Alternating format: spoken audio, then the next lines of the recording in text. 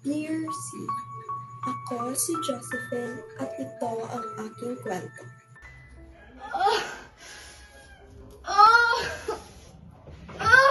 Naniniwala ba kayo sa isang kasabihan na pag ikaw ay buntis o manganganak, Iri pa! Sige, iri! ang iyong isang paa ay nasa hukay?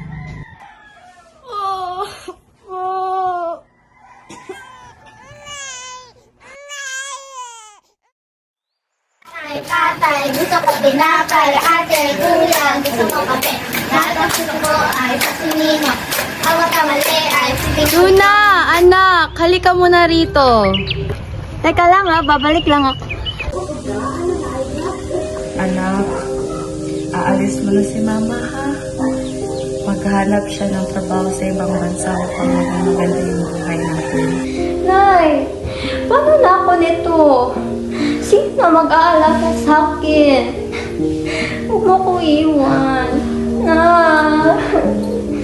Anak, alam kong mahirap, pero pag tumanda ka na, maiintindihan mo rin si nanay, ha?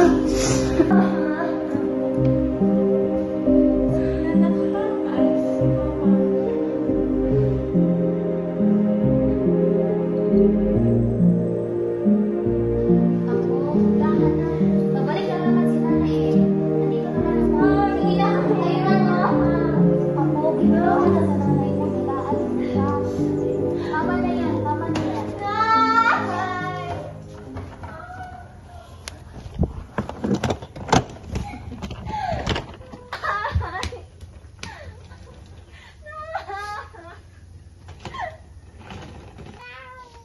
Tama na yan, Apo. Tara na, bumalik na tayo sa loob.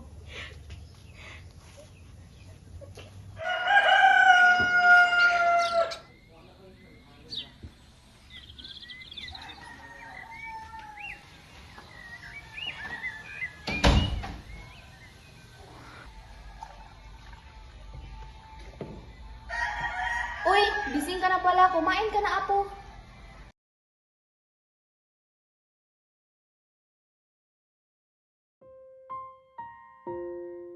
Lola, gising na. Kakain na po tayo. Lola? Lola, gising na. Kakain na tayo. Lola, gising na. Lola! Lola, huwag mo kong iwan. Lola! Lola! Lola!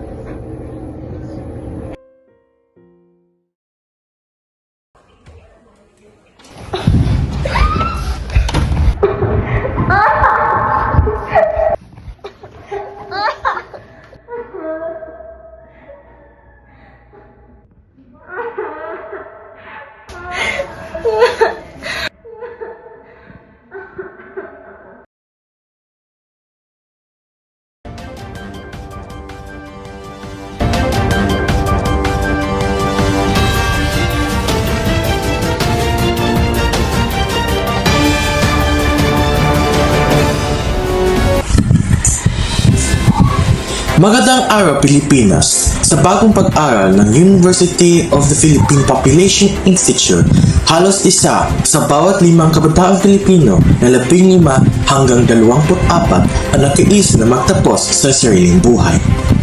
Isang nakakabahalang datos na kita ng lalong lumalalang kondisyon ng mental health sa ating bansa. Ang resulta ng survey ay nagpapakita na mas dumami ang kabataan na kararamdam na may tingting lungkot, pagkakawalay at kawalang pag-asa kumpara dati, at ito ay mas malala na ngayong panahon pagkatapos ng pandemya.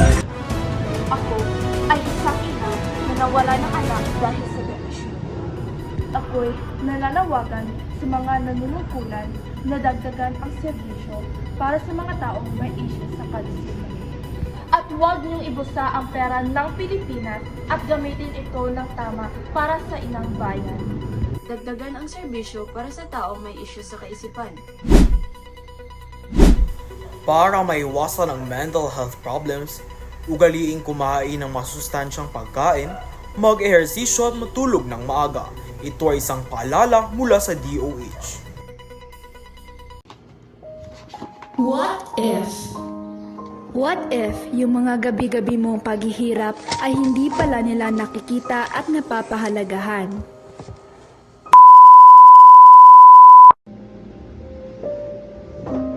Oh, nandiyan ka na pala.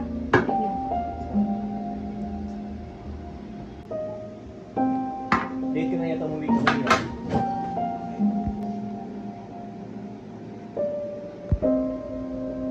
Ilang beses ka ba dapat pagsabihan? Manahimik ka, hindi pa ko tapos. Yan ang problema sa'yo. Ginagawa mo biro ang mga sinasabi namin. Wala ka bang utak? Ha? Kayo, parehas na kayo lahat dito. Ang hirap mong pagsabihan. Hindi ka ba nakikinig?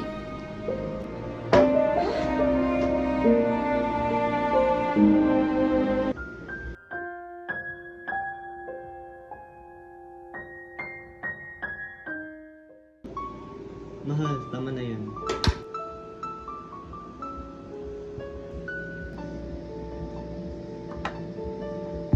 Nabalitaan kung matagal kayong natapos sa project niyo.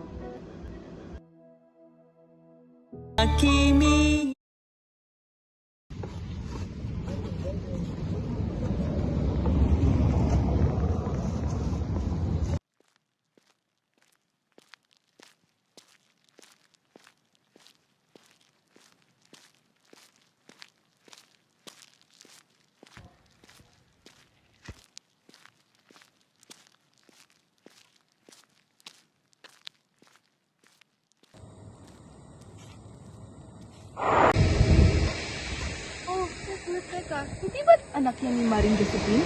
Parang oo na nga. Iha? Luna? Iha, tito at tita mo kami. Hindi ba't anak ka ni Maring Josephine?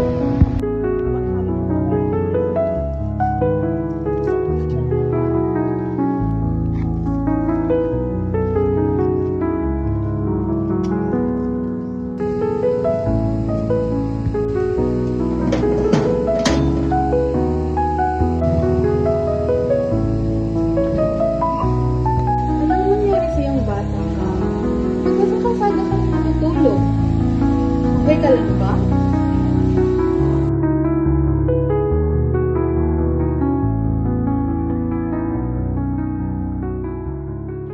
Pagkatapos ng 2 taon.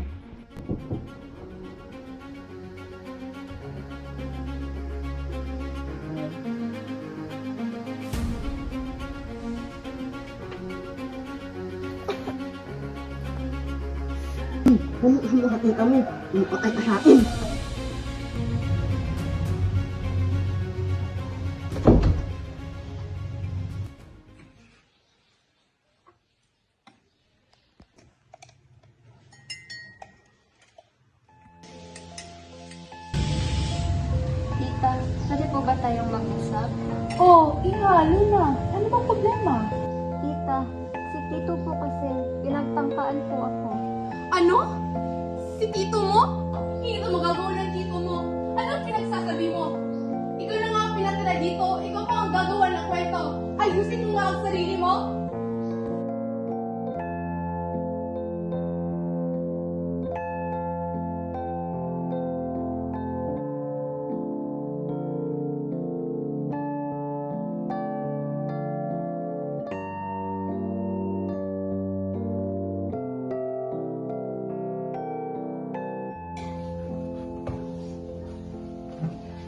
Hoy, namalaan ko, lumumukha ina mo. Po, hindi po. Ito, kung namalian ko ulit na ng sumuka, ay at anak ka sa akin.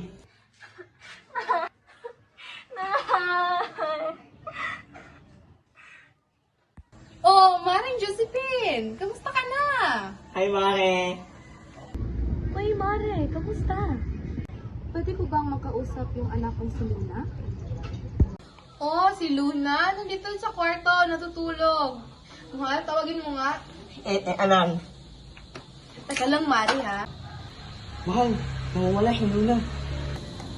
Ha? Ano? Teka lang, Mari, ha? May inaasikaso kasi kami. Uwi na ang ina niya bukas. Hanapin mo yung batang yon. Kundi patay tayo bukas. Luna! Asan na ba yung batang yon?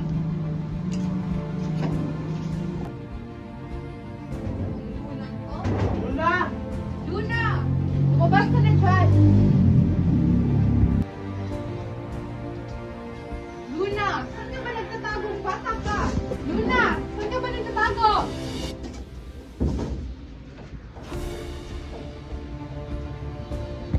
Luna! Nandyan ba? Narito. Una! Oh, Luna! Anong ginagawa mo dito? Alam bang uuwi na ang ina mo bukas? Oh, Luna, nandito ka lang pala. Kung saan na kami nag-aanak sa'yo, andito ka lang pala. Pag magsusumbo ka sa nanay mo, malilintik ka talaga sa amin. Yung mga kasamo, sabihin mo, kakagala mo yan.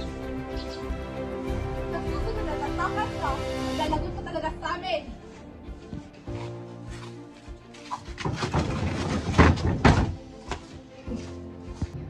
Pumasok ka sa kwarto mo. Magbihis ang pahinga. Uuwi na ang nanay mo bukas.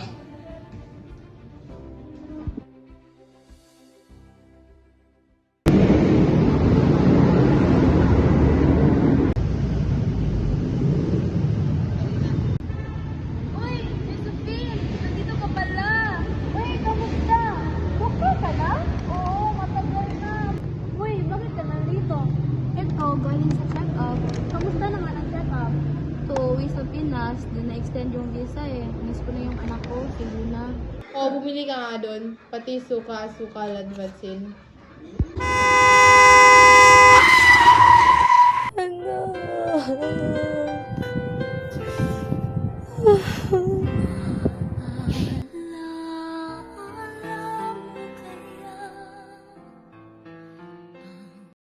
At yan lang! Maraming salamat sa pagpanonood. I-click lang dito para sa iba pang video.